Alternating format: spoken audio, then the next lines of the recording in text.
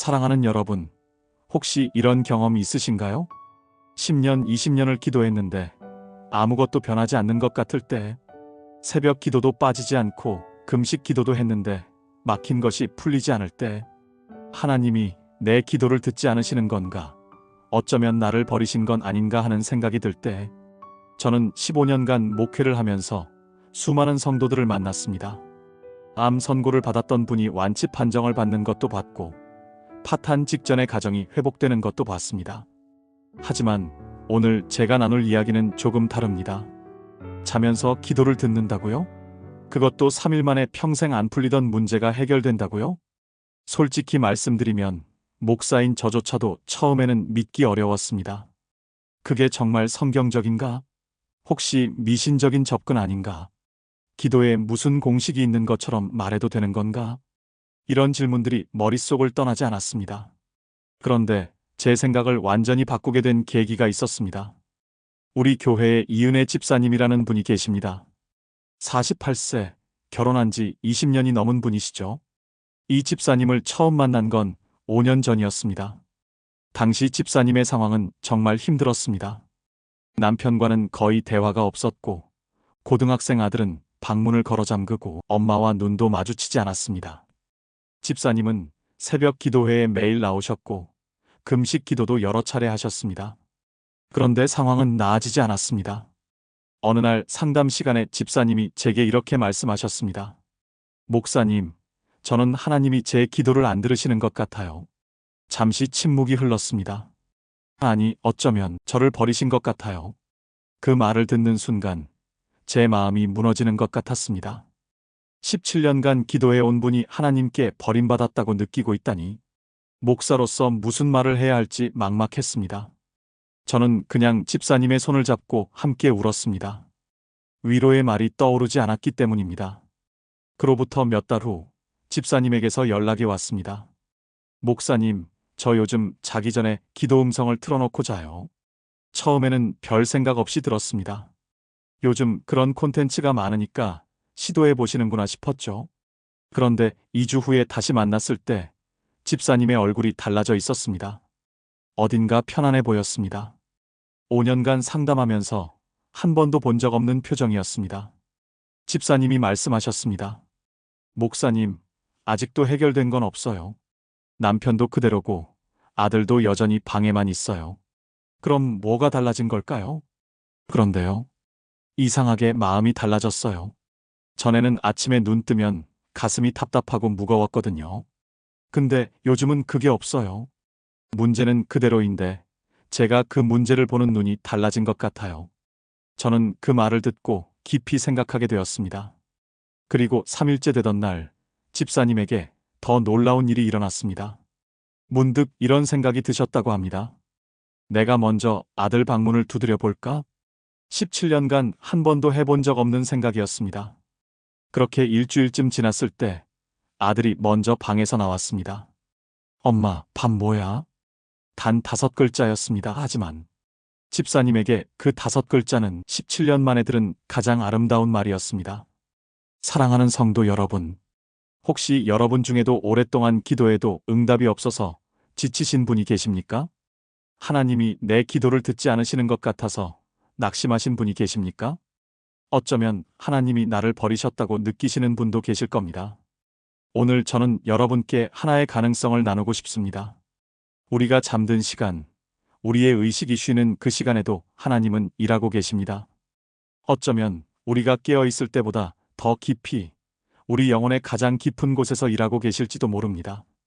물론 저는 이렇게만 하면 3일 안에 모든 문제가 해결됩니다라고 말씀드리지 않겠습니다. 그건 거짓말이 될 테니까요. 대신 저는 오늘 7가지를 나누려 합니다. 왜 잠자는 시간이 영적으로 의미가 있는지, 성경은 이것에 대해 무엇이라고 말씀하시는지, 실제로 어떻게 실천할 수 있는지, 그리고 기대한 만큼 응답이 오지 않을 때는 어떻게 해야 하는지 함께 나눠보겠습니다.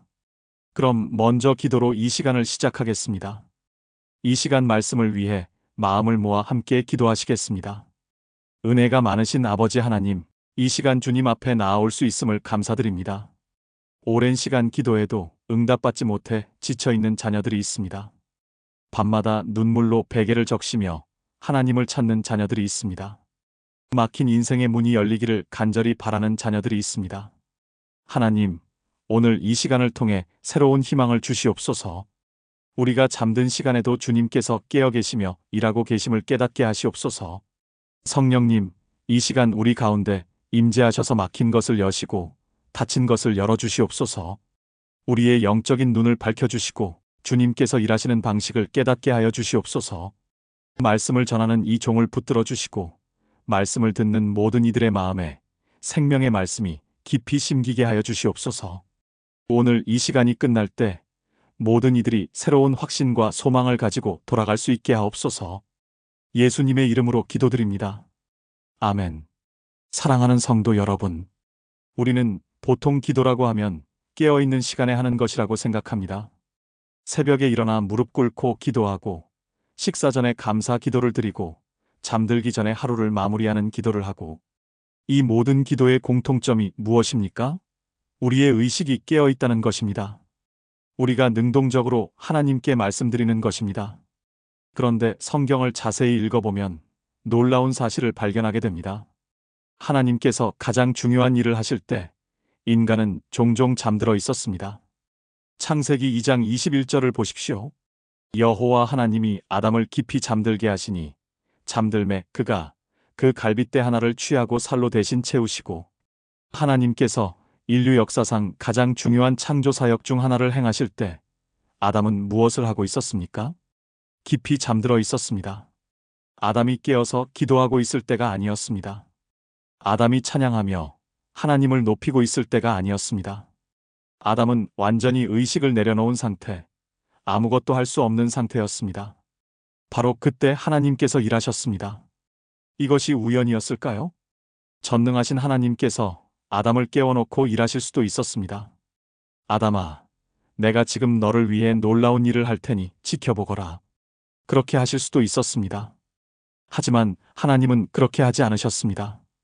아담을 깊이 잠들게 하셨습니다. 왜 그러셨을까요? 저는 이렇게 생각합니다. 하나님께서는 우리가 완전히 내려놓았을 때 비로소 가장 깊은 일을 하실 수 있으십니다. 우리가 깨어 있을 때는 우리의 생각이, 우리의 계획이, 우리의 기대가 하나님의 일하심을 방해할 때가 있습니다. 하나님, 이렇게 해주세요. 하나님, 저렇게는 하지 말아주세요. 하나님, 제 생각에는 이게 최선인 것 같아요. 우리도 모르는 사이에 하나님께 조건을 달고 방향을 제시하고 틀을 만들어 드립니다. 그런데 잠들어 있을 때는 그럴 수가 없습니다. 우리의 의식이 완전히 쉬고 있기 때문입니다. 우리가 아무것도 할 수 없는 상태이기 때문입니다. 바로 그때 하나님께서는 우리의 간섭 없이 일하실 수 있습니다. 야곱의 이야기도 마찬가지입니다. 창세기 28장을 보면 야곱이 한 장소에서 돌을 베개 삼아 잠이 들었습니다. 그리고 꿈을 꾸었습니다. 하늘에서 땅까지 닿은 사다리가 있고 그 위로 천사들이 오르락내리락 하는 꿈이었습니다. 그 꿈 속에서 하나님께서 야곱에게 직접 말씀하셨습니다. 나는 여호와니 내 조부 아브라함의 하나님이요 이삭의 하나님이라. 내가 누워있는 땅을 내가 너와 내 자손에게 주리니. 야곱이 이 엄청난 약속을 받은 것은 언제였습니까? 새벽 기도회에서가 아니었습니다. 금식하며 기도할 때가 아니었습니다. 야곱은 잠들어 있었습니다. 잠에서 깬 야곱이 뭐라고 했는지 기억하십니까? 여호와께서 과연 여기 계시거늘 내가 알지 못하였도다. 야곱은 자신이 잠든 동안 하나님께서 그곳에 계셨다는 사실을 몰랐습니다. 깨어나서야 비로소 알았습니다. 성도 여러분, 이 말씀이 우리에게 무엇을 알려줍니까? 하나님은 우리가 의식하지 못하는 순간에도 우리와 함께 계십니다. 우리가 잠들어서 아무것도 할 수 없을 때도 하나님은 일하고 계십니다. 우리가 알지 못하는 사이에 하나님은 우리에게 말씀하시고 약속하시고 새로운 길을 예비하고 계십니다. 솔로몬의 경우는 어떻습니까? 열왕기상 3장을 보면 솔로몬이 기브온에서 잠을 잘 때 하나님께서 꿈에 나타나셨습니다. 내가 네게 무엇을 줄고 너는 구하라. 역사상 가장 지혜로운 왕이 된 솔로몬. 그가 하나님께 지혜를 구한 것은 언제였습니까? 잠자는 중이었습니다. 저는 이런 성경의 기록들을 보면서 질문하게 됩니다. 왜 하나님께서는 밤에 잠자는 시간에 이토록 중요한 일들을 행하셨을까? 물론 하나님은 낮에도 일하십니다. 깨어있는 우리에게도 말씀하십니다. 그것은 분명합니다. 하지만 성경은 분명히 보여줍니다. 하나님께서 특별히 밤 시간을, 우리가 잠든 시간을 사용하신다는 것을. 시편 16편 7절은 이렇게 고백합니다. 나를 훈계하신 여호와를 송축할지라 밤마다 내 양심이 나를 교훈하도다. 밤마다 잠자는 시간마다 하나님께서는 우리를 교훈하고 계십니다. 우리가 의식하든 못하든, 우리가 기억하든 못하든 하나님은 밤에도 일하십니다. 시편 121편 4절은 더 놀라운 선언을 합니다. 이스라엘을 지키시는 이는 졸지도 아니하시고 주무시지도 아니하시리로다. 우리는 잠을 잡니다. 하루 7시간에서 8시간씩 의식을 내려놓습니다. 그 시간 동안 우리는 스스로를 지킬 수 없습니다. 우리는 완전히 무방비 상태가 됩니다. 하지만 하나님은 주무시지 않습니다.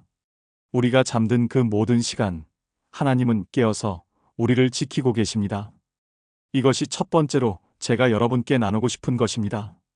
잠자는 시간은 낭비되는 시간이 아닙니다. 잠자는 시간은 하나님께서 일하시는 시간입니다. 우리가 완전히 내려놓은 그 시간, 하나님께서는 우리의 가장 깊은 곳에서 역사하고 계십니다. 그렇다면 질문이 생깁니다. 우리가 잠자는 동안 하나님의 말씀을 듣는다면 어떨까요?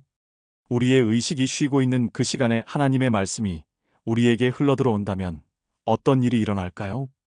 혹시 이런 경험 있으십니까? 성경을 읽는데 글자만 눈에 들어오고 마음에는 안 들어올 때, 설교를 듣는데 귀로는 듣지만 가슴에는 안 와닿을 때, 기도를 하는데 입술만 움직이고 영혼은 멍하니 있는 것 같을 때, 저도 그런 적이 있습니다. 목사인 저도 그렇습니다. 매주 설교를 준비하면서 성경을 읽습니다. 그런데 어떤 날은 말씀이 살아서 제 마음을 찌릅니다. 또 어떤 날은 똑같은 말씀인데 그냥 글자로만 보입니다. 왜 그럴까요? 저는 오랫동안 이 질문을 품고 살았습니다. 같은 말씀인데 왜 어떤 날은 은혜가 되고 어떤 날은 안 되는 걸까? 그러다가 한 가지를 깨달았습니다. 문제는 말씀이 아니었습니다. 문제는 제 마음 상태였습니다. 우리가 깨어 있을 때 우리의 마음은 수많은 생각으로 가득 차 있습니다. 오늘 해야 할 일, 어제 있었던 갈등, 내일에 대한 걱정, 다음 달 카드가, 자녀 문제, 건강 문제, 직장 문제. 이 모든 생각들이 우리 머릿속에서 시끄럽게 떠들고 있습니다. 그 와중에 하나님의 말씀이 들어오려고 합니다. 그런데 들어올 틈이 없습니다. 이미 다른 생각들로 꽉 차 있기 때문입니다. 마치 물이 가득 찬 컵에 물을 더 부으려는 것과 같습니다. 아무리 좋은 물을 부어도 넘쳐 흐를 뿐 컵 안으로 들어가지 않습니다. 시편 4편 4절은 이렇게 말씀합니다. 너희는 떨며 범죄하지 말지어다. 자리에 누워 심중에 말하고 잠잠할지어다. 자리에 누워 심중에 말하고 잠잠할지어다. 이 말씀이 주는 그림이 보이십니까? 낮에 모든 소음이 잠잠해지고 자리에 누워 고요해지고 그때 비로소 심중에, 마음 깊은 곳에 말할 수 있다는 것입니다. 우리가 잠자리에 들 때 비로소 낮 동안 우리를 사로잡던 것들이 내려놓아집니다. 당장 해야 할 일이 없습니다. 누구를 만나야 할 필요도 없습니다. 어디로 가야 할 곳도 없습니다. 그냥 누워있기만 하면 됩니다. 바로 이때 우리 마음에 공간이 생깁니다. 낮에는 들어올 수 없었던 것들이 들어올 수 있는 공간. 하나님의 말씀이 스며들 수 있는 공간. 제가 아까 도입부에서 말씀드린 이은혜 집사님 이야기 기억하십니까? 17년간 기도해도 변하지 않던 분. 그분에게 가장 먼저 찾아온 변화가 무엇이었습니까? 아침에 눈 뜨면 가슴이 답답하고 무거웠는데 그게 없어졌어요. 외적인 상황은 하나도 변하지 않았습니다. 남편도 그대로, 아들도 그대로. 그런데 마음이 먼저 달라졌습니다. 이것이 어떻게 가능했을까요? 집사님이 잠들기 전에 기도 음성을 틀어놓으셨을 때 낮 동안 집사님을 짓누르던 무거운 생각들이 잠잠해지기 시작했습니다. 의식이 서서히 내려가면서 그동안 굳게 닫혀있던 마음의 문이 조금씩 열렸습니다. 그 틈으로 하나님의 말씀이 스며 들어간 것입니다. 저는 이것을 영혼의 토양이라는 비유로 설명하고 싶습니다. 농부가 씨앗을 뿌리려면 먼저 땅을 갈아야 합니다. 딱딱하게 굳은 땅에는 씨앗이 들어갈 수 없습니다. 땅을 부드럽게 갈아엎어야 씨앗이 땅 속으로 들어갈 수 있습니다. 우리 마음도 마찬가지입니다. 낮 동안 우리 마음은 딱딱하게 굳어 있습니다. 세상의 걱정과 염려가 우리 마음을 단단하게 만듭니다. 방어적인 생각들이 우리 마음 주위에 벽을 쌓습니다. 하나님의 말씀이 들어오려고 해도 이 단단한 땅을 뚫기가 어렵습니다. 그런데 잠들 때 이 단단한 땅이 부드러워집니다. 의식의 방어벽이 내려가면서 마음의 토양이 연해집니다. 바로 그때 하나님의 말씀이라는 씨앗이 깊이 심겨질 수 있습니다. 여기서 한 분의 이야기를 나누고 싶습니다. 부산에 사시는 박미영 권사님, 52세. 이분은 20년 넘게 불면증으로 고생하셨습니다. 처음 제게 상담을 요청하셨을 때 권사님의 얼굴에는 피로가 가득했습니다. 눈 밑에 짙은 그늘이 있었고 말씀하시는 것도 힘들어 보였습니다. 목사님, 저는 잠을 못 자요. 20년째요. 20년. 그 세월 동안 밤마다 천장을 바라보며 뒤척이셨다고 합니다. 수면제 없이는 잠들 수 없었습니다. 그마저도 2~3시간 자면 깨고 다시 잠들지 못했습니다. 새벽 3시, 4시에 눈이 떠지면 그때부터 아침까지 그냥 누워 계셨습니다. 낮에는 당연히 피곤했습니다. 만성 피로에 시달렸고 교회 봉사도 제대로 할 수 없었습니다. 병원을 수십 곳 다녔지만 뚜렷한 원인을 찾지 못했습니다. 권사님은 제게 이렇게 말씀하셨습니다. 목사님, 저는 밤이 너무 무서워요. 또 잠을 못 자면 어쩌나 하는 생각에 저녁만 되면 불안해져요. 잠을 자야 하는 시간이 오히려 두려움의 시간이 되어버린 것입니다. 저는 권사님께 조심스럽게 한 가지를 권해드렸습니다. 권사님, 잠이 안 오셔도 괜찮아요. 그냥 누워서 말씀 음성을 틀어놓으세요. 자려고 하지 마시고 그냥 들으세요. 처음에 권사님은 반신반의하셨습니다. 목사님, 그게 무슨 소용이 있을까요? 저는 잠이 문제인데요. 네, 알아요. 그래도 한번 해보세요. 잠이 안 와도 괜찮아요. 그냥 편하게 누워서 말씀을 듣는 거예요. 권사님은 그날 밤부터 시도해 보셨습니다. 첫날 밤, 권사님은 평소처럼 잠이 오지 않았습니다. 하지만 이번에는 잠이 안 오면 어쩌지 하는 생각 대신 그냥 말씀 소리에 귀를 기울이셨습니다. 시편 23편이 흘러나왔습니다. 여호와는 나의 목자시니 내게 부족함이 없으리로다. 몇 시간을 그렇게 누워 계셨는지 모르겠다고 합니다. 그런데 신기하게도 예전처럼 조급하지 않았다고 해요. 오늘도 못 자는구나 하는 절망감이 덜했다고 합니다. 둘째 날 밤 여전히 잠들기는 어려웠습니다. 하지만 말씀 소리를 들으면서 마음이 조금 편안해지는 것을 느꼈습니다. 그리고 새벽 2시쯤 자신도 모르게 잠이 들었습니다. 20년 만에 수면제 없이 3시간을 주무셨습니다. 권사님은 아침에 눈을 떴을 때 믿기지 않으셨다고 합니다. 내가 잔 거야? 약도 안 먹었는데. 셋째 날 밤, 이번에는 좀 더 빨리 잠이 들었습니다. 4시간을 주무셨습니다. 일주일이 지났습니다. 권사님의 수면 시간은 5시간에서 6시간으로 늘어났습니다. 물론 중간에 다시 잠을 못 자는 날도 있었습니다. 오늘은 왜 또 안 되지? 하며 실망하신 날도 있었습니다. 하지만 권사님은 포기하지 않으셨습니다. 잠이 오든 안 오든 매일 밤 말씀을 틀어놓으셨습니다. 한 달이 지났을 때 권사님에게서 연락이 왔습니다. 목사님, 저 요즘 거의 매일 6~7시간 자요. 믿기 어려웠습니다. 20년간 불면증에 시달리던 분이 권사님, 지금도 수면제 드세요? 아니요. 끊은 지 2주 됐어요. 저는 전화기를 붙들고 하나님께 감사드렸습니다. 권사님은 덧붙여 말씀하셨습니다. 목사님, 근데 잠만 달라진 게 아니에요. 낮에 기분도 달라졌어요. 예전에는 하루 종일 무겁고 피곤했는데 요즘은 몸이 가볍고 마음도 편해요. 20년 만에 처음이에요. 저는 권사님께 여쭤봤습니다. 권사님, 왜 그런 것 같으세요? 뭐가 달라진 것 같으세요? 권사님은 잠시 생각하시더니 이렇게 대답하셨습니다. 글쎄요. 확실히는 모르겠는데 예전에는 밤이 적이었어요. 밤만 되면 불안하고 두려웠거든요. 근데 지금은 밤이 달라요. 말씀 들으면서 누워있으면 하나님이 저와 함께 계신 것 같아요. 혼자가 아닌 것 같아요. 성도 여러분, 이 이야기에서 제가 주목하는 것은 단순히 불면증이 나았다가 아닙니다.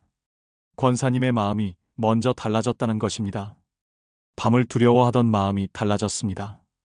혼자라고 느끼던 마음이 달라졌습니다. 하나님이 함께 계시다는 것을 느끼기 시작하셨습니다. 그리고 그 마음의 변화가 몸의 변화로 이어졌습니다. 이것이 우리가 잠들 때 의식의 방어벽이 내려가면 일어나는 일입니다. 낮에는 들어오지 못하던 하나님의 말씀이 스며듭니다. 낮에는 느끼지 못하던 하나님의 임재가 느껴집니다. 낮에는 믿어지지 않던 하나님의 사랑이 마음에 와닿습니다. 이것이 두 번째 증거입니다. 그렇다면 이제 중요한 질문이 하나 있습니다. 우리가 기도할 때 가장 원하는 것이 무엇입니까? 솔직하게 말해봅시다. 문제가 해결되는 것입니다. 아픈 곳이 낫는 것, 빚이 갚아지는 것, 관계가 회복되는 것, 원하는 것을 얻는 것. 우리는 기도하면 상황이 바뀌기를 기대합니다. 하나님께서 개입하셔서 문제를 해결해 주시기를 바랍니다. 그런데 기도해도 상황이 안 바뀌면 어떻게 됩니까? 하나님이 내 기도를 안 들으시나? 내가 뭘 잘못했나? 믿음이 부족한가? 이런 생각들이 올라옵니다. 낙심하게 되고 지치게 되고 결국 기도를 포기하게 됩니다. 저도 목회하면서 수많은 성도님들이 이런 과정을 겪는 것을 봤습니다. 열심히 기도했는데 상황이 안 바뀌니까 실망하고 하나님이 나를 버리셨다고 느끼고 신앙에서 멀어지는 분들을 봤습니다. 그런데 저는 오랜 시간 성경을 묵상하면서 한 가지를 깨닫게 되었습니다. 하나님께서 응답하시는 순서가 우리의 기대와 다를 수 있다는 것입니다. 빌립보서 4장 6절부터 7절을 보십시오.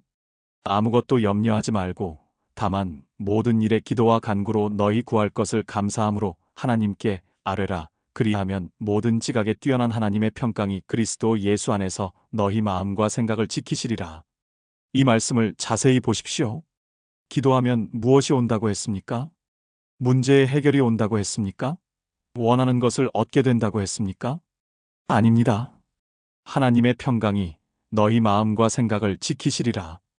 평강이 먼저 옵니다. 문제가 해결되기 전에, 상황이 바뀌기 전에, 원하는 것을 얻기 전에 먼저 평강이 옵니다. 이것이 성경이 말하는 기도 응답의 순서입니다. 많은 분들이 이 순서를 거꾸로 이해합니다. 문제가 해결되면 평안해지겠지. 상황이 바뀌면 마음이 편해지겠지. 원하는 것을 얻으면 걱정이 없어지겠지. 그런데 성경은 반대로 말씀합니다. 먼저 평강이 옵니다. 그 평강 가운데서 우리는 문제를 다르게 보게 됩니다. 그리고 그 달라진 시각이 결국 상황의 변화로 이어집니다. 제가 아까 도입부에서 말씀드린 이은혜 집사님 이야기를 다시 떠올려 보십시오. 집사님에게 먼저 찾아온 것이 무엇이었습니까? 남편과의 관계 회복이 아니었습니다. 아들이 방에서 나온 것이 아니었습니다. 먼저 찾아온 것은 마음의 변화였습니다.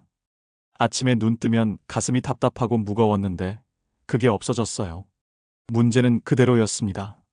남편도 그대로, 아들도 그대로. 하지만 집사님의 마음이 먼저 달라졌습니다. 그리고 그 마음의 변화가 행동의 변화로 이어졌습니다. 내가 먼저 아들 방문을 두드려 볼까? 17년간 한 번도 하지 않았던 생각이 떠올랐습니다. 평안한 마음이 되니까 먼저 다가갈 용기가 생긴 것입니다. 이것이 하나님께서 일하시는 방식입니다. 우리 안에서부터 바꾸십니다. 우리 마음을 먼저 만지십니다. 그리고 그 변화된 마음이 결국 외부 상황의 변화로 이어지게 하십니다.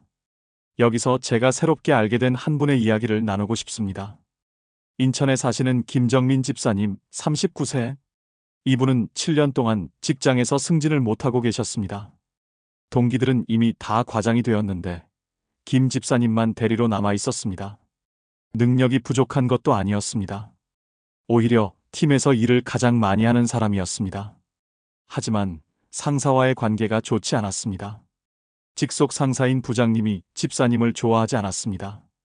이유는 분명하지 않았지만 집사님이 하는 일마다 트집을 잡았습니다. 승진 평가 때마다 점수를 낮게 줬고 중요한 프로젝트에서는 집사님을 빼고 다른 사람을 기용했습니다. 김 집사님은 매일 기도했습니다. 하나님, 제발 이번에는 승진하게 해주세요. 부장님의 마음을 돌려주세요. 하지만 해마다 승진 발표가 나면 집사님의 이름은 없었습니다. 7년이 그렇게 흘러갔습니다. 집사님은 점점 지쳐갔습니다. 출근하는 것이 두려웠고 부장님 얼굴을 보는 것조차 스트레스였습니다. 밤에 잠을 자도 악몽을 꾸었습니다. 부장님이 자신을 질책하는 꿈, 동료들이 자신을 비웃는 꿈. 아침에 일어나면 가슴이 답답하고 하루를 시작하기가 두려웠습니다. 어느 날 교회 목장 모임에서 한 권사님이 간증을 하셨습니다. 잠들기 전에 말씀 듣는 것에 대한 간증이었습니다. 집사님은 그날 밤부터 시도해 보기로 했습니다. 처음 며칠은 별다른 변화가 없었습니다. 여전히 부장님 생각에 잠이 오지 않았고 억울한 마음이 가슴을 짓눌렀습니다. 그런데 일주일쯤 지났을 때 이상한 일이 일어났습니다. 아침에 일어났을 때 마음이 조금 가벼웠습니다. 오늘은 좀 다른데? 여전히 승진 못한 것은 그대로였고 부장님도 그대로였습니다. 하지만 마음의 무게가 조금 덜했습니다. 2주가 지났습니다. 출근길에 문득 이런 생각이 들었습니다. 승진이 인생의 전부는 아니잖아. 나에게는 가족도 있고 교회도 있고 건강도 있는데. 예전 같았으면 절대 하지 않았을 생각이었습니다. 7년 동안 승진에만 매달려 있었는데 처음으로 다른 것들이 보이기 시작한 것입니다. 3주째 되던 날 더 놀라운 일이 일어났습니다. 아침 기도를 하는데 부장님을 위해 기도하고 싶은 마음이 생겼습니다. 하나님, 부장님도 힘드실 거예요. 부장님에게도 평안을 주세요. 자신도 놀랐습니다. 7년 동안 원망만 했던 부장님을 위해 기도하다니. 그날 출근해서 부장님을 보는데 처음으로 연민이 느껴졌습니다. 부장님도 회사의 압박에 시달리는 한 사람일 뿐이구나. 부장님도 자기 나름대로 힘들 거야. 그 생각이 드니까 부장님에게 대하는 태도가 자연스럽게 달라졌습니다. 예전에는 부장님을 피하려고 했는데 이제는 먼저 인사를 건넬 수 있었습니다. 예전에는 부장님 말에 방어적으로 반응했는데 이제는 차분하게 들을 수 있었습니다. 한 달이 지났습니다. 놀랍게도 부장님의 태도가 조금씩 변하기 시작했습니다. 집사님에게 하는 말투가 부드러워졌고 중요한 회의에 집사님을 참석시키기 시작했습니다. 2달째 부장님이 집사님을 따로 불렀습니다. 김대리, 요즘 달라진 것 같은데? 뭔가 변했어? 네, 그런가요? 예전보다 차분하고 안정적이야. 보기 좋아. 집사님은 그제야 깨달았습니다. 부장님이 변한 게 아니라 자신이 먼저 변한 거였습니다. 그리고 6개월 후 기다리던 승진 소식이 왔습니다. 하지만 신기한 것은 승진 소식을 듣는 순간 집사님의 마음이 예전과 달랐습니다. 예전 같았으면 드디어 하며 환호했을 텐데 이번에는 조용히 감사했습니다. 승진을 해도 안 해도 하나님께서 함께 하시는구나. 집사님은 제게 이렇게 말씀하셨습니다. 목사님, 저는 7년 동안 승진을 위해 기도했어요. 하지만 하나님께서 주신 건 승진이 아니었어요. 먼저 제 마음을 바꿔주셨어요. 승진에 대한 집착에서 자유롭게 해주셨어요. 그리고 그 자유 안에서 승진도 주셨어요. 성도 여러분, 이것이 하나님의 순서입니다. 평안이 먼저, 해결은 그 다음. 우리 안의 변화가 먼저, 밖의 변화는 그 다음. 빌립보서 4장 7절을 다시 보십시오. 그리하면 모든 지각에 뛰어난 하나님의 평강이 그리스도 예수 안에서 너희 마음과 생각을 지키시리라. 모든 지각에 뛰어난 평강. 이 평강은 상황이 해결되어서 오는 평강이 아닙니다. 상황과 상관없이 우리의 지각과 이해를 초월해서 찾아오는 평강입니다. 문제는 여전한데 마음이 평안합니다. 상황은 그대로인데 두렵지 않습니다. 해결되지 않았는데 감사가 나옵니다. 이것이 하나님께서 주시는 평강입니다. 그리고 이 평강이 우리 마음에 자리 잡을 때 우리는 비로소 문제를 다르게 볼 수 있습니다.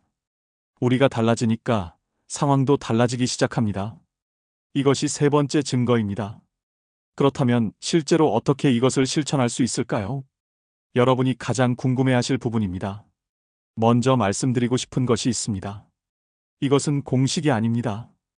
이렇게 하면 3일 안에 기적이 일어난다. 이 방법만 따르면 모든 문제가 해결된다. 저는 이런 말씀을 드리지 않겠습니다. 그것은 거짓말이 될 테니까요.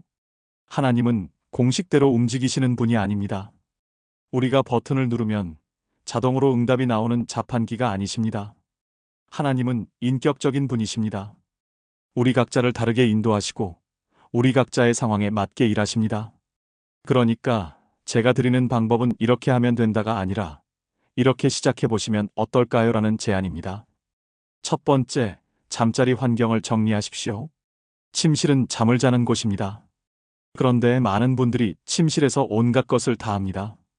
TV를 보고 스마트폰을 하고 업무 서류를 보고 걱정을 하고 침실이 휴식의 공간이 아니라 활동의 공간이 되어버립니다. 잠들기 전에 말씀을 들으려면 먼저 환경을 정리해야 합니다. 가능하다면 침실에서 TV를 치우십시오. 어렵다면 최소한 잠들기 30분 전부터는 끄십시오. 스마트폰은 손이 닿지 않는 곳에 두십시오. 침대 옆 탁자가 아니라 방 건너편에 두십시오. 조명을 어둡게 하십시오. 은은한 조명이 마음을 안정시킵니다. 침실을 하나님과 만나는 공간으로 만들어 보십시오. 거창하게 할 필요 없습니다. 작은 십자가 하나를 벽에 걸어두는 것만으로도 마음이 달라집니다. 두 번째, 잠들기 30분 전부터 준비하십시오. 갑자기 잠자리에 누워서 기도를 틀어놓는 것보다 미리 마음을 정리하는 시간을 가지는 것이 좋습니다. 잠들기 30분 전 스마트폰을 내려놓으십시오. TV를 끄십시오. 세상의 소식을 접는 시간을 가지십시오. 이 30분 동안 무엇을 하면 좋을까요? 오늘 하루를 돌아보십시오. 감사한 일이 무엇이었는지 생각해 보십시오. 작은 것이라도 괜찮습니다. 아침에 눈을 뜬 것, 밥을 먹을 수 있었던 것, 누군가와 대화한 것, 버스가 제 시간에 온 것. 작은 감사들을 떠올리면 마음이 부드러워집니다. 그리고 짧게 기도하십시오. 거창한 기도가 아니어도 됩니다. 하나님, 오늘 하루 감사합니다. 이제 잠자리에 듭니다. 제가 자는 동안에도 저와 함께 해주세요. 이 정도면 충분합니다. 세 번째, 자신의 상황에 맞는 말씀을 선택하십시오. 이것이 중요합니다. 아무 말씀이나 틀어놓는 것보다 지금 내 상황에 필요한 말씀을 선택하는 것이 좋습니다. 불안하고 두려우십니까? 평안과 안식에 관한 말씀을 선택하십시오. 시편 23편, 시편 91편, 이사야 41장 10절 같은 말씀입니다. 관계 문제로 힘드십니까? 사랑과 용서에 관한 말씀을 선택하십시오. 고린도전서 13장, 에베소서 4장 32절 같은 말씀입니다. 건강 문제로 걱정되십니까? 치유와 회복에 관한 말씀을 선택하십시오. 출애굽기 15장 26절, 시편 103편 같은 말씀입니다. 인생의 방향이 막막하십니까? 인도하심에 관한 말씀을 선택하십시오. 시편 32편 8절, 잠언 3장 5에서 6절 같은 말씀입니다. 요즘은 유튜브나 앱에서 다양한 말씀 음성을 찾을 수 있습니다. 성경 전체를 읽어주는 음성도 있고 특정 주제별로 정리된 기도 음성도 있습니다. 자신에게 맞는 것을 찾아보십시오. 단, 한 가지 주의할 것이 있습니다. 콘텐츠를 고를 때 신중하십시오. 모든 것이 다 좋은 것은 아닙니다. 성경 말씀에 기반한 것인지 확인하십시오. 과장되거나 선정적인 것은 피하십시오. 이것만 하면 기적이 일어난다는 식의 것은 조심하십시오. 순수하게 말씀을 전하는 것, 차분하고 평안한 음성, 그런 것을 선택하십시오. 네 번째, 볼륨과 재생 시간을 조절하십시오. 볼륨은 너무 크면 안 됩니다. 잠을 방해하기 때문입니다. 속삭이듯이 들리는 정도가 좋습니다. 귀 기울이면 들리지만 신경 쓰지 않으면 그냥 배경처럼 흘러가는 정도. 재생 시간은 어떻게 할까요? 처음에는 한두 시간짜리로 시작하시는 것이 좋습니다. 밤새 틀어놓을 필요는 없습니다. 잠들기 전후 한두 시간이 가장 중요합니다. 잠들기 전에 듣는 것, 그리고 잠든 직후에 계속 흘러나오는 것. 이 시간에 말씀이 가장 깊이 스며듭니다. 익숙해지면 조금씩 시간을 늘려도 됩니다. 어떤 분들은 밤새 틀어놓기도 합니다. 자신에게 맞는 방식을 찾아가시면 됩니다. 5번째, 기대를 조절하십시오. 이것이 어쩌면 가장 중요한 것일 수도 있습니다. 많은 분들이 처음 시작할 때 큰 기대를 가집니다. 3일 안에 뭔가 달라지겠지. 일주일이면 기적이 일어나겠지. 그런 기대를 가지고 시작하면 기대만큼 안 됐을 때 실망하게 됩니다. 역시 안 되는구나 하고 포기하게 됩니다. 그래서 말씀드립니다. 기대하되 조급하지 마십시오. 하나님은 일하고 계십니다. 우리가 의식하든 못하든, 우리가 느끼든 못 느끼든, 말씀을 듣는 것은 씨앗을 심는 것과 같습니다. 씨앗을 심었다고 내일 열매가 열리지 않습니다. 시간이 필요합니다. 인내가 필요합니다. 어떤 분은 3일 만에 변화를 느끼실 수도 있습니다. 어떤 분은 한 달이 지나야 느끼실 수도 있습니다. 어떤 분은 더 오래 걸릴 수도 있습니다. 중요한 것은 포기하지 않는 것입니다. 느껴지는 게 없어도 계속하십시오. 아무것도 안 달라지는 것 같아도 계속하십시오. 하나님의 말씀은 헛되이 돌아가지 않습니다. 반드시 그 보내신 뜻을 이룹니다. 다만 그 시간표는 우리가 정하는 것이 아닙니다. 하나님께서 정하십니다. 6번째, 아침에 일어났을 때를 활용하십시오. 잠들기 전만큼 중요한 것이 아침에 눈 떴을 때입니다. 아침에 눈을 뜨면 가장 먼저 무엇을 하십니까? 많은 분들이 스마트폰부터 확인합니다. 카카오톡, 뉴스, SNS. 눈 뜨자마자 세상의 정보가 밀려 들어옵니다. 그런데 아침에 눈 떴을 때가 사실은 가장 고요한 시간입니다. 밤새 쉬었던 마음이 아직 깨끗한 상태입니다. 아직 세상의 걱정이 덮치기 전입니다. 이 시간을 활용하십시오. 눈을 떴을 때 바로 스마트폰을 보지 마십시오. 1분만, 아니 30초만 눈을 감고 하나님께 인사드리십시오. 하나님, 새 아침을 주셔서 감사합니다. 이 한마디면 됩니다. 그리고 잠시 어젯밤 들었던 말씀을 떠올려 보십시오. 기억나는 게 없어도 괜찮습니다. 그냥 어젯밤 말씀 들으며 자제하고 떠올리는 것만으로도 의미가 있습니다. 이렇게 하루를 시작하면 그날 하루가 달라집니다. 말씀으로 시작한 하루이기 때문입니다. 7번째, 기록하십시오. 이것은 선택사항이지만 매우 도움이 됩니다. 아침에 일어났을 때 간단하게라도 기록해 보십시오. 어젯밤 잠은 어땠는지, 특별한 꿈을 꿨는지, 아침에 눈 떴을 때 기분이 어땠는지, 마음에 떠오르는 생각이 있는지. 거창하게 쓸 필요 없습니다. 핸드폰 메모장에 한두 줄만 적어도 됩니다. 오늘 아침 좀 개운함. 어젯밤 시편 23편 들으면서 참 평안했음. 이런 식으로 짧게. 이 기록이 쌓이면 나중에 돌아볼 수 있습니다. 한 달 후, 2달 후에 읽어보면 내가 어떻게 변해왔는지 볼 수 있습니다. 당장은 변화가 안 느껴져도 기록을 통해 돌아보면 아, 나도 모르게 달라졌구나 하는 것을 발견하게 됩니다. 하박국 2장 2절은 이렇게 말씀합니다. 여호와께서 내게 대답하여 이르시되 너는 이 묵시를 기록하여 판에 명백히 새기되 다름박질하는 자도 읽을 수 있게 하라. 기록하라고 하셨습니다. 하나님께서 우리에게 주시는 것들을 기록할 때 그것은 더 분명해지고 더 오래 남습니다. 마지막으로 한 가지만 더 말씀드리겠습니다. 이 모든 방법보다 더 중요한 것이 있습니다. 그것은 마음입니다. 형식적으로 하면 아무 소용이 없습니다. 해야 하니까 한다 하면 의미가 없습니다. 하나님을 만나고 싶은 마음, 하나님의 음성을 듣고 싶은 마음, 하나님과 가까워지고 싶은 마음. 이 마음이 있어야 합니다. 기도 음성을 틀어놓는 것은 도구입니다. 목적은 하나님과의 만남입니다. 도구에 집중하지 마십시오. 목적에 집중하십시오. 이 기도를 듣기만 하면 뭔가 되겠지가 아니라 이 시간을 통해 하나님을 더 깊이 만나고 싶습니다 하는 마음으로, 그 마음으로 시작하십시오. 그러면 하나님께서 그 마음을 보시고 응답하실 것입니다. 이것이 4번째, 실천하는 구체적인 방법입니다. 그런데 여기서 솔직한 질문을 하나 더 다뤄야 할 것 같습니다. 해봤는데 아무 변화가 없으면 어떡해요? 지금까지 제가 좋은 이야기들을 많이 나눴습니다. 말씀을 듣고 변화된 분들의 간증, 평안을 경험하신 분들의 이야기, 관계가 회복된 분들의 눈물. 들으시면서 마음이 뜨거워지셨을 수도 있습니다.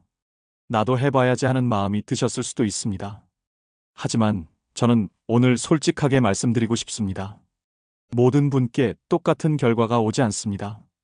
어떤 분은 3일 만에 변화를 느끼십니다. 어떤 분은 한 달이 지나도 아무것도 안 느껴집니다. 어떤 분은 처음에는 좋았다가 다시 원래대로 돌아가기도 합니다. 이것이 현실입니다. 제가 만약 이렇게만 하면 누구나 3일 안에 기적을 경험합니다라고 말씀드린다면 그것은 거짓말입니다. 여러분을 속이는 것입니다. 하나님은 자판기가 아니십니다. 동전을 넣으면 원하는 음료가 나오는 기계가 아니십니다. 하나님은 인격적인 분이시고 우리 각자를 다르게 인도하시고 우리가 이해할 수 없는 방식으로 일하실 때가 있습니다. 그래서 오늘 이 질문을 정면으로 다루고 싶습니다.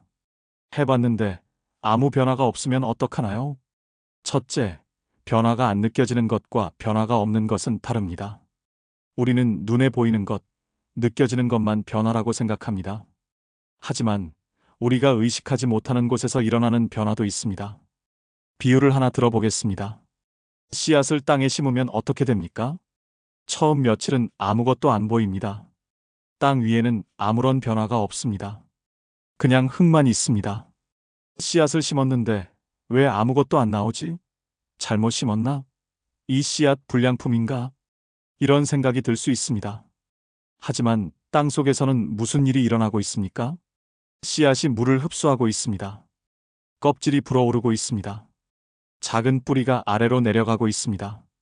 겉으로는 아무 변화가 없어 보이지만 땅 속에서는 생명이 움트고 있습니다. 우리 마음도 마찬가지입니다.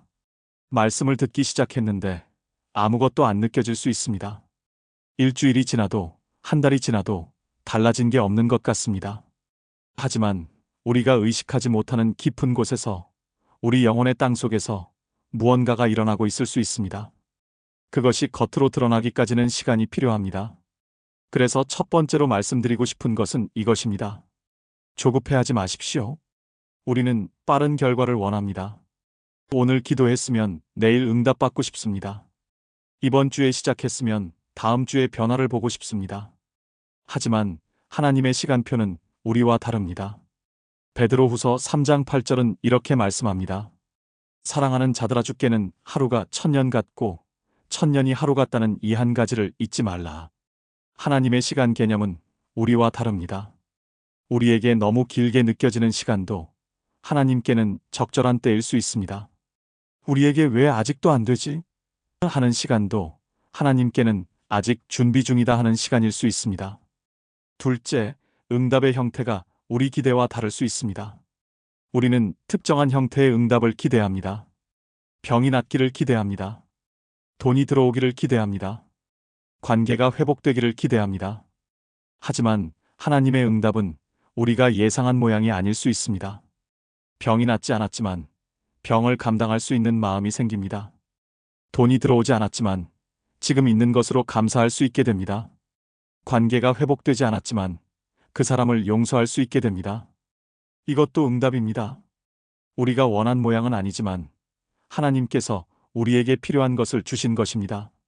셋째, 때로는 아직이 응답일 수 있습니다. 우리가 기도할 때 하나님의 응답은 세 가지 중 하나입니다. 그래, 아니, 아직. 그래는 우리가 원하는 응답입니다. 아니는 받아들이기 어렵지만 명확한 응답입니다. 하지만 가장 힘든 것은 아직입니다. 기다려야 하기 때문입니다. 언제까지 기다려야 하는지 모르기 때문입니다. 하나님께서 아직이라고 하실 때 우리는 인내해야 합니다. 히브리서 10장 36절은 이렇게 말씀합니다. 너희에게 인내가 필요함은 너희가 하나님의 뜻을 행한 후에 약속하신 것을 받기 위함이라. 인내가 필요합니다. 하나님의 뜻을 행한 후에 약속하신 것을 받습니다. 순서가 있습니다. 먼저 인내하고 그 다음에 받습니다. 기다리는 시간은 낭비되는 시간이 아닙니다. 기다리는 시간은 준비되는 시간입니다. 하나님께서 우리를 준비시키시는 시간입니다. 우리가 그 응답을 받을 준비가 될 때까지 하나님께서는 기다리게 하십니다. 갈라디아서 6장 9절을 기억하십시오. 우리가 선을 행하되 낙심하지 말지니 포기하지 아니하면 때가 이름에 거두리라. 포기하지 않으면 때가 옵니다. 거둘 때가 옵니다. 지금 응답이 안 느껴지십니까? 포기하지 마십시오. 아무것도 달라지지 않는 것 같습니까? 계속하십시오. 하나님은 신실하신 분입니다. 약속하신 것은 반드시 이루십니다. 다만 그때는 하나님께서 정하십니다. 우리의 역할은 신뢰하며 기다리는 것입니다. 마지막으로 응답의 유무와 관계없이 하나님은 우리와 함께 계십니다. 응답을 받으면 좋습니다. 원하는 것을 얻으면 기쁩니다. 하지만 응답을 받지 못해도, 원하는 것을 얻지 못해도 하나님은 여전히 우리와 함께 계십니다. 하나님의 사랑은 응답의 유무로 측정되지 않습니다. 하나님은 응답하실 때도 사랑하시고 응답 안 하실 때도 사랑하십니다. 우리가 느끼든 못 느끼든, 우리가 이해하든 못하든 하나님은 우리를 사랑하시고 우리와 함께 계십니다. 그 믿음을 놓지 마십시오. 이것이 다섯째, 응답이 안 올 때 우리가 기억해야 할 것들입니다. 이제 마지막, 가장 중요한 이야기를 나누겠습니다. 지금까지 5가지 이야기를 나눴습니다. 왜 잠자는 시간이 영적으로 의미가 있는지, 의식의 방어벽이 내려갈 때 무슨 일이 일어나는지, 평안이 먼저 오고 해결은 그 다음이라는 것, 구체적으로 어떻게 실천하는지, 응답이 안 올 때는 어떻게 해야 하는지, 이 모든 이야기를 나누면서 제가 한 가지 걱정되는 것이 있습니다. 혹시 이것을 방법으로만 받아들이시면 어쩌나 하는 것입니다. 아, 잠들기 전에 말씀 틀어놓으면 되는구나. 이렇게 하면 문제가 해결되는구나. 이 방법만 따르면 효과가 있구나. 이렇게 생각하시면 본질을 놓치시는 겁니다. 오늘 제가 마지막으로 나누고 싶은 가장 중요한 이야기가 바로 이것입니다. 이것은 방법이 아닙니다. 이것은 관계입니다. 잠들기 전에 말씀을 듣는 것, 기도 음성을 틀어놓고 자는 것. 이것은 기술이나 테크닉이 아닙니다. 하나님과의 관계를 깊게 하는 것입니다. 우리가 잠자리에 들 때 말씀을 듣는 이유가 무엇입니까? 이렇게 하면 효과가 있으니까가 아닙니다. 하나님과 함께 잠들고 싶으니까입니다. 우리가 아침에 일어나서 하나님을 떠올리는 이유가 무엇입니까? 이렇게 해야 복을 받으니까가 아닙니다. 하나님과 함께 하루를 시작하고 싶으니까입니다. 목적이 달라야 합니다. 방법에 집중하면 결과에 집착하게 됩니다. 이렇게 했는데 왜 안 되지? 3일 했는데 왜 변화가 없지? 한 달 했는데 왜 기적이 안 일어나지? 이런 생각이 들면 지치고 낙심하게 됩니다. 하지만 관계에 집중하면 과정 자체가 의미 있어집니다. 오늘도 하나님과 함께 잠들었구나. 어젯밤 하나님의 말씀을 들으며 쉬었구나. 이 시간을 통해 하나님과 더 가까워지고 있구나. 결과가 당장 안 나와도 괜찮습니다. 관계 자체가 목적이기 때문입니다. 요한복음 10장 27절에서 예수님은 이렇게 말씀하셨습니다. 내 양은 내 음성을 들으며 나는 그들을 알며 그들은 나를 따르느니라. 내 양은 내 음성을 듣습니다. 양과 목자의 관계입니다. 주인과 종의 관계가 아닙니다. 고용주와 피고용인의 관계가 아닙니다. 양은 목자의 음성을 압니다. 왜요? 오랫동안 함께 지냈기 때문입니다. 매일매일 목자의 목소리를 들었기 때문입니다. 처음에는 목자의 음성이 낯설 수 있습니다. 다른 소리들과 구별이 안 될 수 있습니다. 하지만 계속 들으면 달라집니다. 매일 들으면 익숙해집니다. 그 음성이 내 안에 새겨집니다. 그러면 어느 순간부터 다른 소리들 속에서도 목자의 음성을 구별할 수 있게 됩니다. 아, 이건 목자님 목소리다. 이건 다른 소리다. 이것이 관계입니다. 하나님의 음성을 듣는 것도 마찬가지입니다. 처음에는 하나님의 음성이 잘 안 들릴 수 있습니다. 세상의 소음이 너무 크기 때문입니다. 내 생각, 내 걱정, 내 계획들이 너무 시끄럽기 때문입니다. 하지만 매일 말씀을 들으면 달라집니다. 잠들기 전 고요한 시간에 말씀을 들으면 조금씩 하나님의 음성에 익숙해집니다. 그러면 낮에도 달라집니다. 바쁜 일상 속에서도 문득문득 하나님의 음성이 들립니다. 이건 하나님이 나에게 말씀하시는 것 같아. 이 상황에서 하나님은 이렇게 인도하시는 것 같아. 이것이 영적 민감성입니다. 이것이 하나님과의 친밀함입니다. 잠들기 전 말씀을 듣는 것은 이 관계를 깊게 하는 시간입니다. 기술이 아니라 교제입니다. 방법이 아니라 만남입니다. 저는 이것을 영적 데이트라고 부르고 싶습니다. 연인 사이를 생각해 보십시오. 처음 만났을 때는 서로 어색합니다. 무슨 말을 해야 할지 모르겠습니다. 대화가 어렵습니다. 하지만 자주 만나고 오래 함께하면 달라집니다. 말하지 않아도 상대방의 마음을 압니다. 눈빛만 봐도 무슨 생각인지 짐작이 됩니다. 같이 있는 것만으로도 편안합니다. 왜요?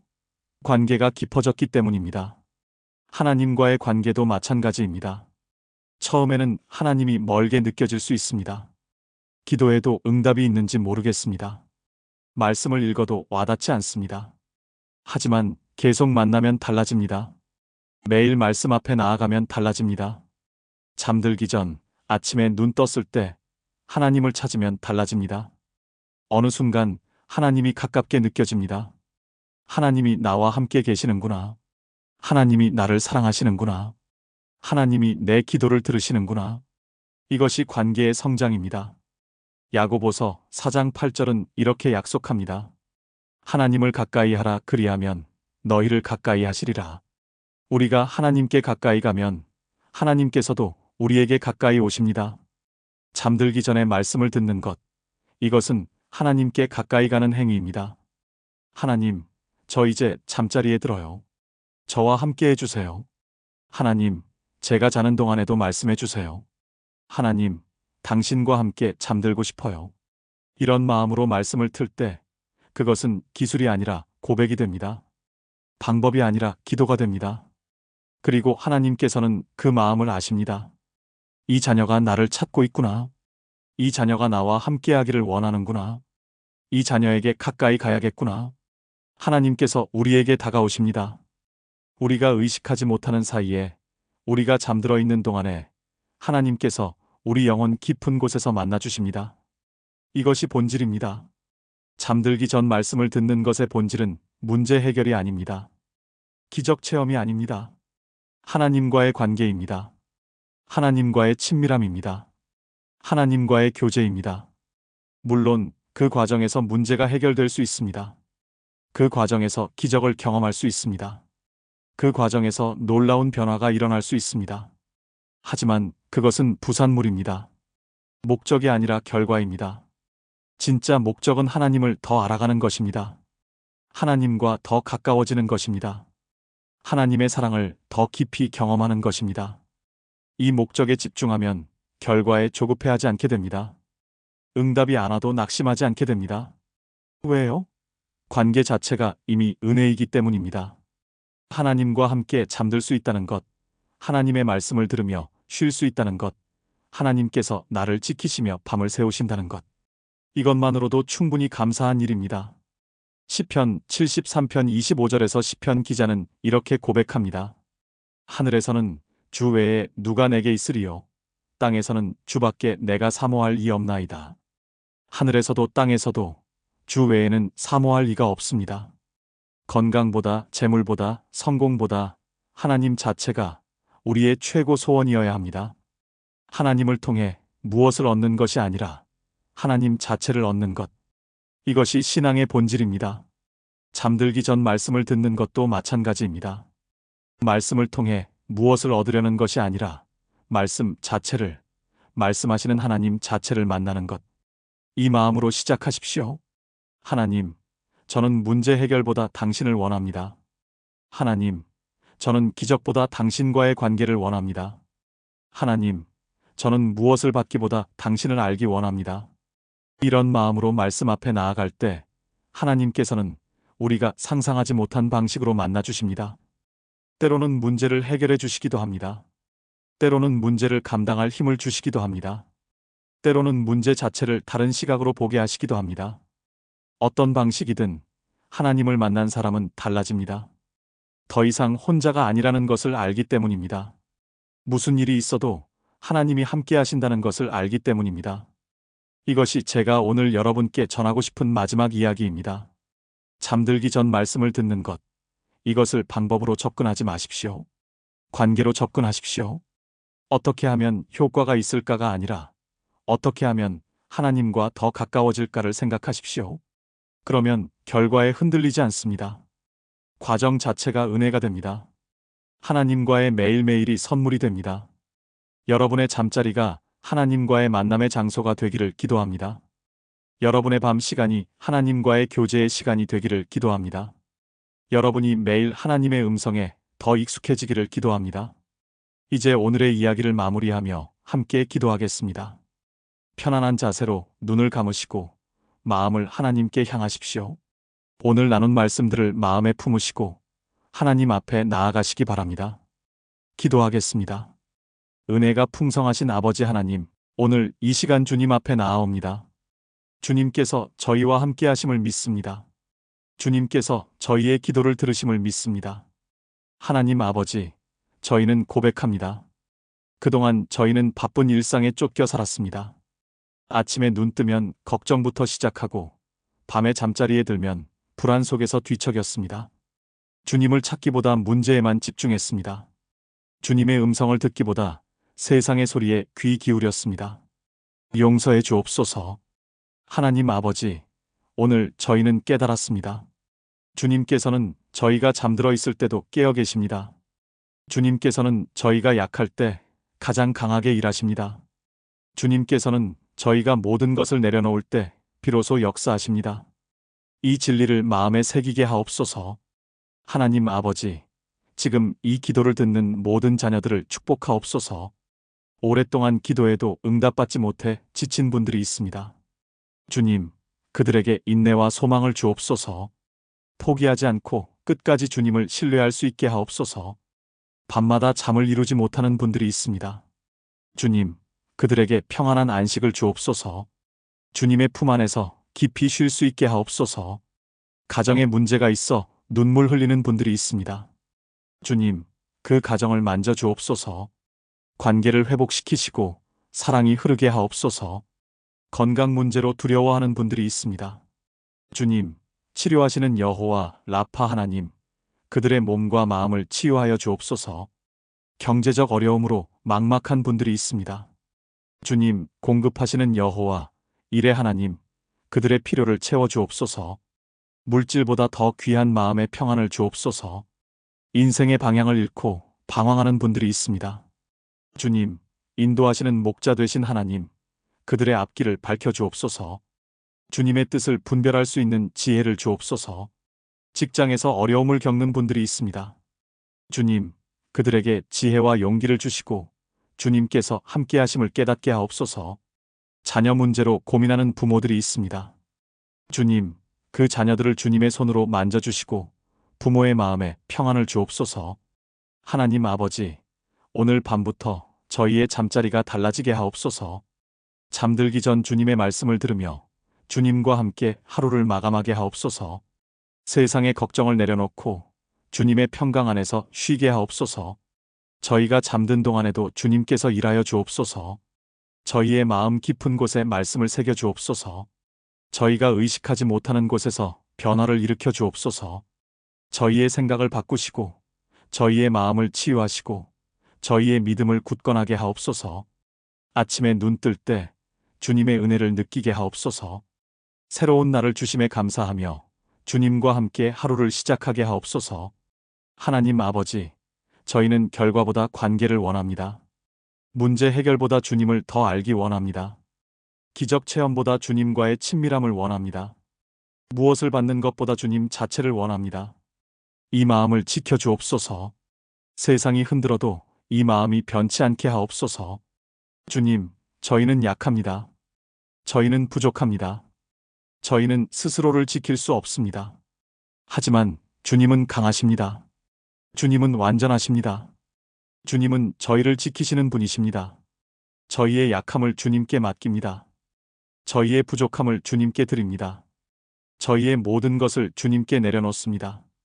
시편 121편 말씀처럼 주님은 저희를 지키시는 분, 졸지도 아니하시고 주무시지도 아니하시는 분. 저희가 잠들어 있을 때도 주님께서는 저희 곁에서 깨어 계십니다. 그 사실을 믿습니다. 그 사랑에 감사드립니다. 오늘 이 말씀을 들은 모든 이들이 오늘 밤부터 주님과 함께 잠들기를 기도합니다. 주님의 말씀이 그들의 마음에 깊이 심겨지기를 기도합니다. 3일 후, 일주일 후, 한 달 후, 그들의 삶에 놀라운 변화가 일어나기를 기도합니다. 하지만 그 변화가 언제 오든 어떤 모습으로 오든 그들이 주님을 신뢰하며 기다릴 수 있게 하옵소서. 마지막으로 이 모든 분들에게 주님의 평강이 임하기를 축복합니다. 모든 지각에 뛰어난 하나님의 평강이 그리스도 예수 안에서 그들의 마음과 생각을 지키시기를 축복합니다. 주님께서 그들을 지키시고 그들의 출입을 지금부터 영원까지 지키시기를 축복합니다. 여호와께서 낮에 해가 너를 상하게 하지 아니하며 밤에 달도 너를 해치지 아니하시며 여호와께서 너를 지켜 모든 환난을 면하게 하시며 또 내 영혼을 지키시기를 축복합니다. 이 모든 기도를 우리 주 예수 그리스도의 이름으로 기도드립니다. 아멘. 사랑하는 성도 여러분, 오늘 긴 시간 동안 함께 해주셔서 감사합니다. 오늘 나눈 7가지 이야기를 기억해 주시기 바랍니다. 첫째, 하나님은 우리가 잠든 시간에도 일하신다. 둘째, 의식의 방어벽이 내려갈 때 말씀이 스며든다. 셋째, 평안이 먼저 오고 해결은 그 다음이다. 넷째, 구체적인 실천 방법이 있다. 다섯째, 응답이 안 올 때도 포기하지 말라. 여섯째, 이것은 방법이 아니라 관계다. 오늘 밤부터 시작해 보시기를 권합니다. 거창하게 시작하실 필요 없습니다. 오늘 밤 잠자리에 드실 때 스마트폰을 조금 멀리 두시고 말씀 음성을 틀어놓으시고 하나님께 이렇게 말씀드려 보십시오. 하나님, 오늘 하루 감사합니다. 이제 잠자리에 듭니다. 제가 자는 동안에도 함께 해주세요. 이 한마디면 충분합니다. 그리고 편안하게 주무십시오. 결과에 조급해하지 마십시오. 하나님께서 일하실 것을 믿으십시오. 3일 만에 기적이 일어날 수도 있습니다. 한 달이 지나야 변화가 느껴질 수도 있습니다. 더 오래 걸릴 수도 있습니다. 중요한 것은 시간이 아닙니다. 중요한 것은 꾸준함입니다. 중요한 것은 하나님과의 관계입니다. 매일 밤 하나님과 함께 잠드시고 매일 아침 하나님과 함께 일어나시고 그렇게 하루하루를 살아가시면 어느 순간 돌아보게 될 것입니다. 아, 내가 달라졌구나. 예전과 다르구나. 하나님께서 나를 변화시키셨구나. 그날이 오기를 기도합니다. 여러분 모두에게 그날이 오기를 진심으로 기도합니다. 오늘 이 영상이 도움이 되셨다면 주변에 힘들어하시는 분들과 나눠주십시오. 누군가에게는 이 메시지가 삶의 전환점이 될 수 있습니다. 댓글로 여러분의 기도 제목을 남겨주셔도 좋습니다. 함께 기도하겠습니다. 그리고 혹시 이 메시지를 듣고 변화를 경험하시면 그것도 댓글로 나눠주십시오. 여러분의 이야기가 다른 분들에게 용기가 됩니다. 좋아요와 구독도 부탁드립니다. 여러분의 작은 참여가 더 많은 사람들에게 하나님의 사랑을 전하는 통로가 됩니다. 사랑하는 성도 여러분, 여러분의 밤이 하나님과의 만남의 시간이 되기를 축복합니다. 여러분의 잠자리가 하나님의 임재로 가득 차기를 축복합니다. 여러분의 삶에 하나님의 평강이 넘치기를 축복합니다. 여호와께서 너를 지키시리로다. 여호와께서 내 우편에서 내 그늘이 되시나니 낮에 해가 너를 상하게 하지 아니하며 밤에 달도 너를 해치지 아니하리로다. 여호와께서 너를 지켜 모든 환난을 면하게 하시며 또 내 영혼을 지키시리로다. 시편 121편 말씀으로 축복합니다. 여러분 모두에게 평안이 있기를 빕니다. 감사합니다. 아멘.